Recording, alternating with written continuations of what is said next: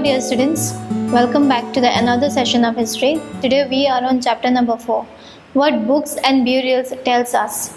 So, in order to know the history of our past, how can we know? We can know by reading the books, whatever books like manuscripts, which is a written format about the religion, about the subject, about the science was written.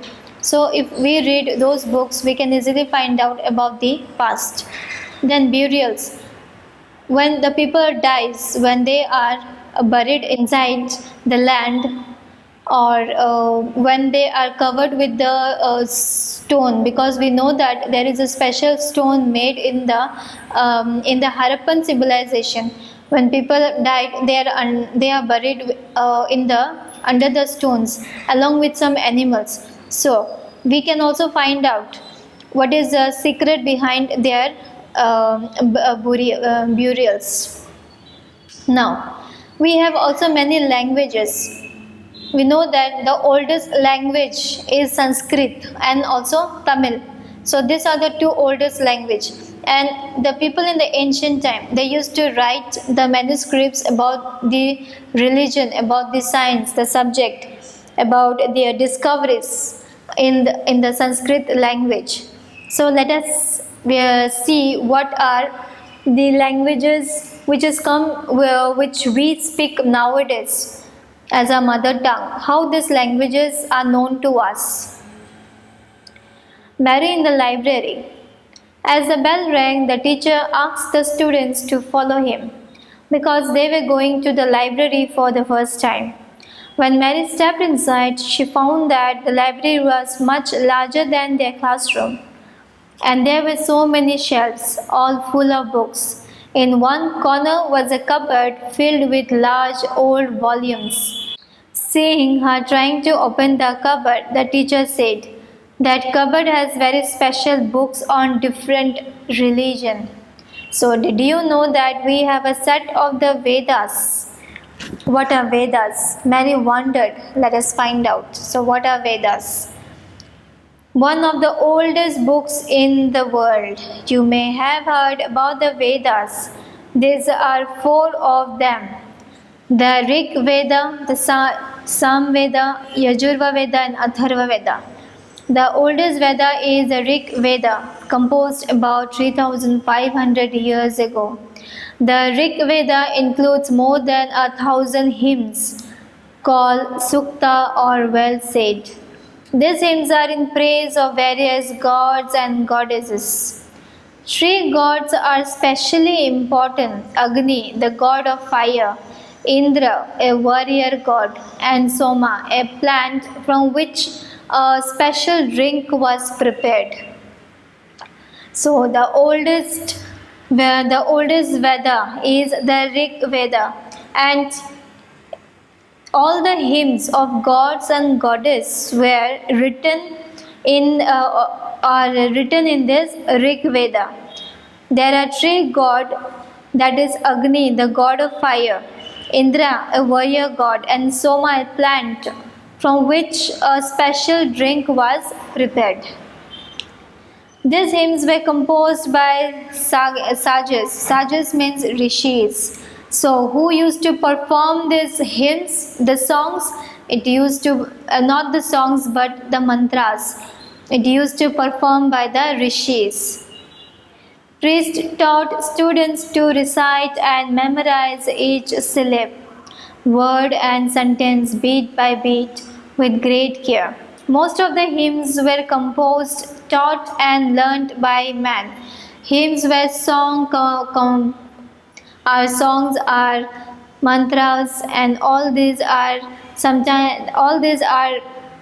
performed and also composed. A few were composed by women. The Rig Veda is an old or Vedic Sanskrit, which is different from the Sanskrit which you learn in school these days. Sanskrit and other languages. Sanskrit is a part of a family of languages known as Indo-European. Some Indian languages such as Assamese, Gujarati, Hindi, Kashmiri and Sindhi. Asian languages such as Persian and many European languages such as English, French, German, Greek, Italian, and Spanish belong to this family. They are called a family because they originally had words in common. So, in the Sanskrit language, we have all these languages, and all these languages are common. Some words are very common in all these languages. For example, take the words matra. Sanskrit in Hindi means ma, and in English means mother. So the similarities is the pronunciation of ma, isn't it? So in these three languages, this is common. The Sanskrit word is common. Other languages used in the subcontinent belong to the different families. For instance, those used in the northeast belong to the Tibeto-Burman families. Tamil, Telugu, Kannada, and Malayalam belong to the Dravidian family. And the languages spoken in Jharkhand and parts of central India belong to the Austroasiatic family. The books we use are written and printed. The Rig Veda were recited and heard rather than read. It was written down several centuries after it was first composed and printed less than 200 years ago. Nowadays, the books which we use are written and printed, but the Rig Vedas, the books those days, some 200 years ago, these books were only heard rather than reading. And it was written several centuries back. Now, how historians study the Rig Veda? Historians, like archaeologists, find out about the past, but in addition to material remains, they examine written sources as well. Let us see how they study the Rig Veda. Some of the hymns in the Rig Veda are in the form of dialogues. This is a part of one such hymn, a dialogue between a sage named Vishwamitra and two rivers, Beas and Satluj, that were worshipped as goddess. Now, Vishwamitra and the river. Vishwamitra, this is the dialogue, of Vishwamitra and the rivers. Vishwamitra, O rivers, come down from the mountains like two swift horses, like two shining cows that lick their calves. You move like chariots to the sea. Through the power of Indra, you are full of water and wish to unite with one another. The rivers, we who are full of water, move along the path the gods have made for us. Once we start flowing, we cannot be stopped. Why do you pray to us, O Sag, Vishwamitra? O sisters, please listen to me, the singer who has come from a distance with his chariots and carts. Let your waters not rise above our axis, so that we can cross safely the rivers. We will listen to your prayers so that you can cross safely. Historians point out that this hymn was composed in the area where these rivers flow. They also suggest that the Sag lived in a society where horses and cows were valued animals. That is why the rivers are compared to horses and cows. Other rivers, especially the Indus and its other tributaries, and the Saraswati, are also named in the hymns. The Ganga and Yamuna are named only once. Cattle, horses, and chariots. There are many prayers in the Rig Veda for cattle, children, especially sons, and horses. Horses were yoked to chariots that were used in battles, which were fought to capture cattle. Battles were also fought for land, which was important for pasture, and for growing hardy crops that dripped quickly, such as barley. Some battles were fought for water and to capture people. Some of the wealth that was obtained was kept by the leaders. Some was given to the priest and the rest was distributed amongst the people. Some wealth was used for the performance of yajnas or sacrifices in which offerings were made into the fire. These were meant for gods and goddesses. Offerings could include ghee, grain, and in some cases animals. Most men took part in these wars. There were no regular army, but there were assemblies where people met and discussed matters of war and peace. They also chose leaders who were often brave and skillful warriors. Now, words to describe people. There are several ways of describing people in terms of the work they do, the language they speak, the place they belong to, their family, their communities, and cultural practices. Let us see some of the words used to describe people found in the Rig Veda. There are two groups who are described in terms of their work. The priest means the Brahmins, sometimes called Brahmins, who performed various rituals, and the Rajas. And these Rajas were not like the ones who will be learning about later. They did not have capital cities, palaces, or armies, nor did they could taxes. Generally, sons did not automatically succeed fathers as Rajas. Read the previous section once more and see whether you can find out what the Rajas did.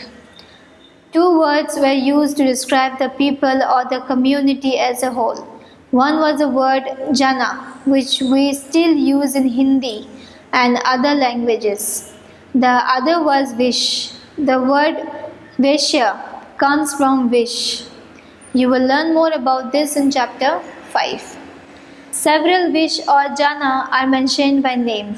So we find references to the Puru jana or vish, the Bharata jana or vish, the Yadu jana or vish, and so on. Sometimes the people who composed the hymns described themselves as Aryas and called their opponents Dasas or Dasyus. These were people who did not perform sacrifices and probably spoke different languages. Later, the term Dasa and the feminine Dasa and the feminine Dasi came to mean slave. Dasa and Dasi, we know them as slaves. Slaves were women and men who were often captured in war. They were treated as a property of their owners, who could make them do whatever work they wanted. So, the people who compose rhymes are also known as Aryas. And the Aryas, what they called their opponents, they called their opponents as Dasas. And these are the people who never sacrificed. The Dasas are the people who never sacrificed, and they spoke different languages. Later, the Dasa they had a feminine word as Dasi, and they means slaves. The people who goes to war, they bring these people and make them the slaves of the Rajas. While the Rig Veda was being composed in the northwest of the subcontinent, there were other developments elsewhere. Let us look at some of them. Look at the illustrations on the next page. The stone boulders are known as megaliths. These were carefully arranged by people and were used to mark burial sites. The practice of erecting megaliths began about 3000 years ago. So what was megaliths?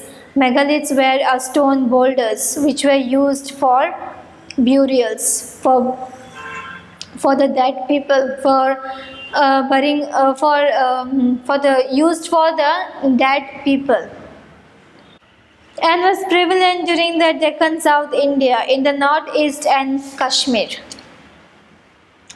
So it looks like this. The burial site, it looks like this. These are the stones, the megalith stone.